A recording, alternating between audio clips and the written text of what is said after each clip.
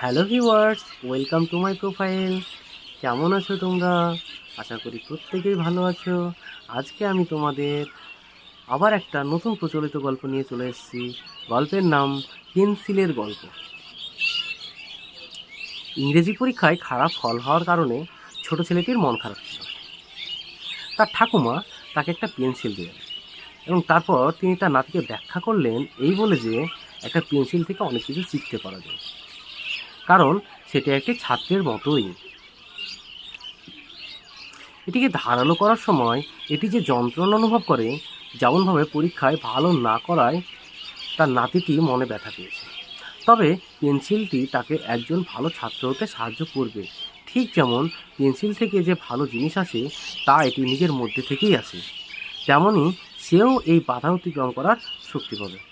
এবং অবশেষে ঠিক যেমন এই পেন্সিলটি কোনো পৃষ্ঠায় তার চিহ্ন তৈরি করে, তেমনই মন থেকে চাইলে ছেলেটিও তার পছন্দের করা যে কোনো বিষয়ে তার চিহ্ন ছেড়ে যেতে সক্ষম হবে। ছোট ছেলেটি সঙ্গে সঙ্গেই সান্ত্বনা পেল এবং সে নিজের কাছে প্রতিজ্ঞা করল যে সে আরও ভালো ফল করবে। আজকের গল্পের নীতি কথা হচ্ছে, ইচ্ছে শক্তি সার্থকতা নিয়ে আসে। চেষ্টার কোনো বিফল নেই, তুমি চেষ্টা করলে অবশ্যই সফল হবে। ধন্যবাদ বন্ধুরা পাশে থাকার জন্য।